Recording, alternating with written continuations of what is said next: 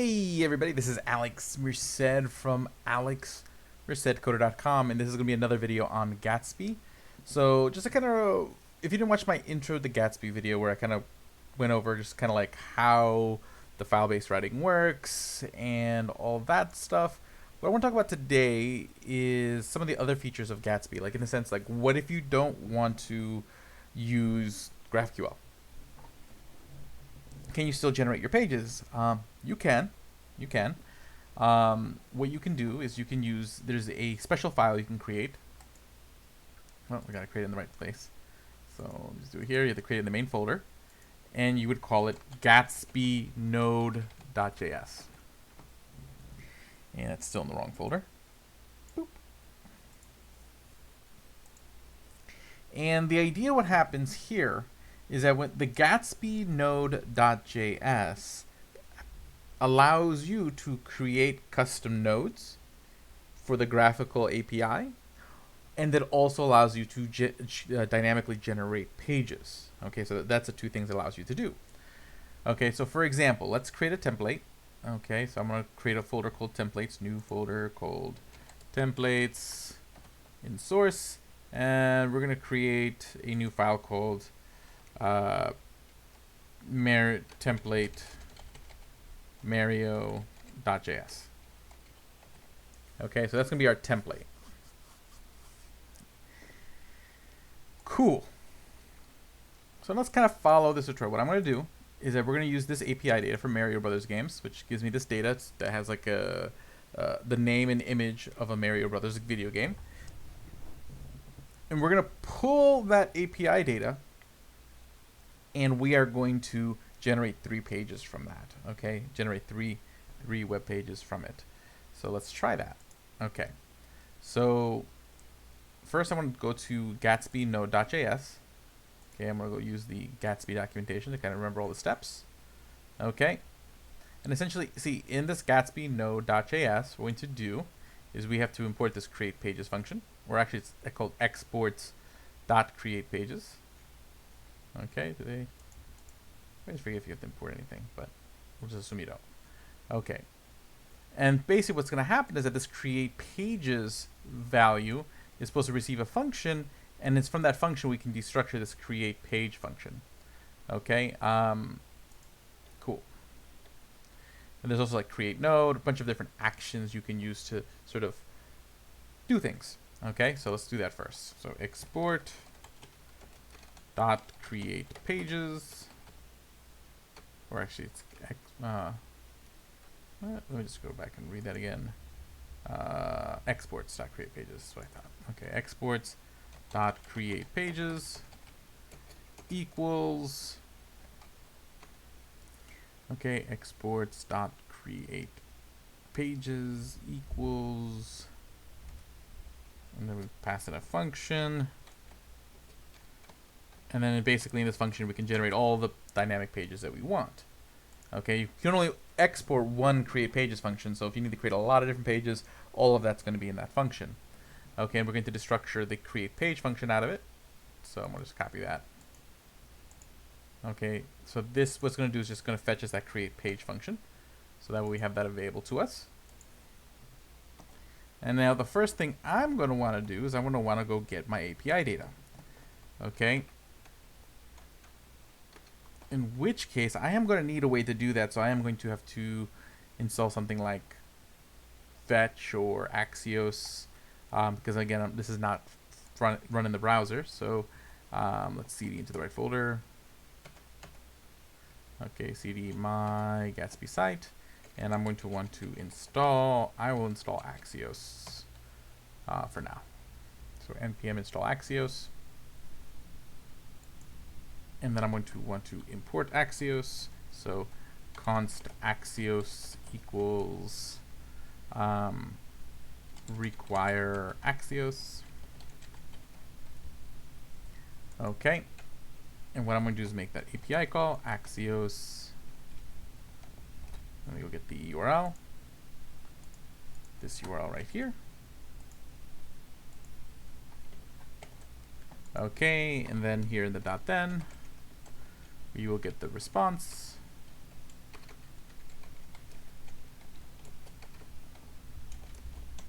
Okay, and then basically API data, knowing if you're familiar with Axios, Axios stores the data in a data property in the response. So I'm going to just say const results equals response dot data, but I know the API results. You get this object, and all I really care about is this NES games array. So I can go one step further and just say response dot data dot NES games. Cool. So now I can start generating pages because I have my data. Cool. And what I'm going to do is I am going to loop. So for game of results, because each result is a game, then what we're going to do is create a page. Let me just go look at that syntax again. Okay, so then we're going to just do create page just like this. So basically there's three properties. The path, that's going to be the URL where that page gets generated. The component we're going to use is the template. Okay, and then the context, which is just any data you want to make available as like props to that component. Okay, so let's do that. Boo! I want to copy this piece. Okay, so I'm going to say, hey, for each game, I want to create a page. Okay, so we're going to say Mario. Okay. And what we're going to do is we'll use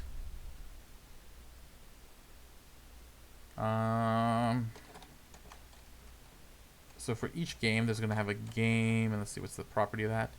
So I go back to the API data. It's going to be game.name. So I want game.name. I'm going to split, and I want to split it based on a space. Then we are going to then join it with no spaces. Okay, so essentially what that's going to do is just remove all the spaces in the name. Okay. Although I also want to get rid of that dot. So let's see here. Let me think here.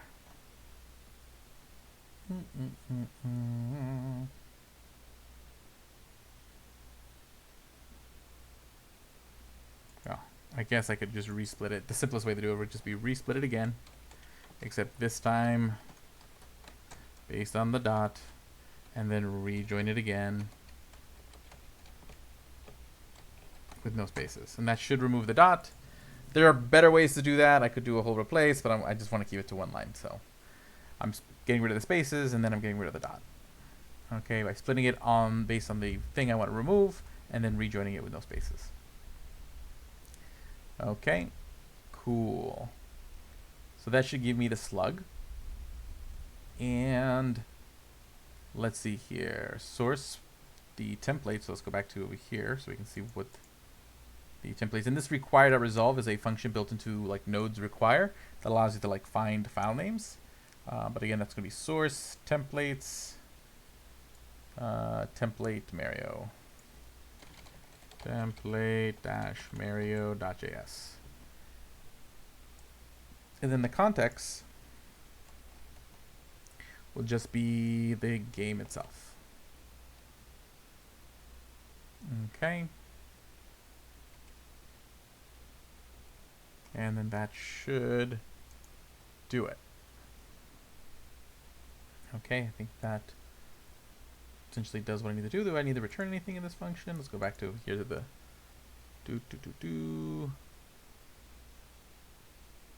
Okay, and I think we are good. Okay. So that's all fine and good. So now what I want to do is go back and just make sure that we have something in this template. So again, import React from React, and then we say export default function or games, and I have to use the word function games props Let's just return an h1 for now. Hello, and let's console log props, so we can see what kind of data we have now that we're generating the page dynamically. Console.log props. Okay, so we're not using like the GraphQL hook like we did in the first video to go get the data from the GraphQL API. I use this gatsby-node file, which I had to create because it's not there in the template by default. But let's see here. So if I do npm run develop, let's see if that all works. Oh, am I in the right folder? I thought I am. Oh yeah, that's right. I gotta switch versions of Node. So nvm use system, so I can use the newer version of Node. And let's do an npm run develop.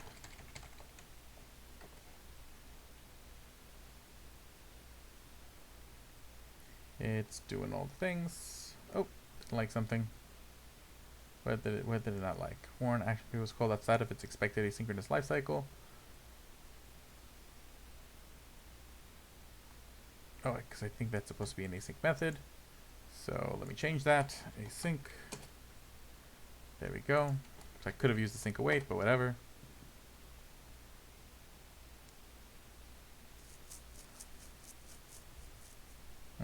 Still doesn't like it.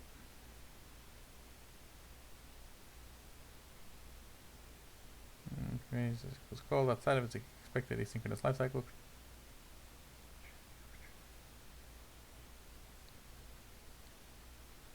Let's see here.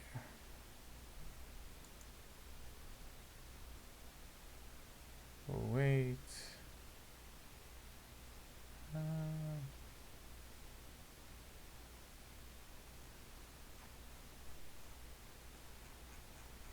Similar in pattern, so I don't see the problem. Let's see here. Okay, so let's just give it a shot. Okay. So theoretically, let me just go back to my code to see what the URL should be. So /Mario / the name of the game. Okay, so let's try that out. So we go to localhost 8000. Again, that's just going to take us to that main Gatsby page.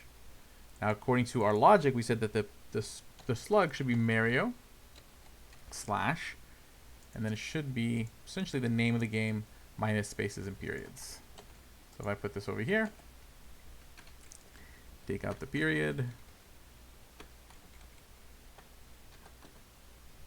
and okay, cool, that worked. Okay, let's take a look at props. So this is the data that it gets back. So let's just see here, page context, and see page context has the information on the game. Cool. Okay, so in the props there's going to be a page context property, and that's what we can use to do our things. Okay, so in that case I could do, let's go back to the template, and I can say div. Okay, and then I'm going to just destructure from props page context. Page context. And we can just say, oh, actually, yeah, let me think about that. And then from that, I want to destructure name, and was it image? Or is it just image, I think? Let me just double check. Name and image. Oh, actually, no, it's going to be, from that I want to destructure NES games, from which yeah, that's fine. Just destructure NES games from that. Okay, I think we're good. Okay. Oh wait, but no, I'm destructuring the game itself, so this should just be name and image. Name and image. Okie dokie, that works. So then I can be like h1 name, and then an image tag as source equals image. Okay. And let's take a look and see, I get that page. And let's just see, theoretically the other one should be 2 and 3. So let's just go to Super Mario Brothers 2.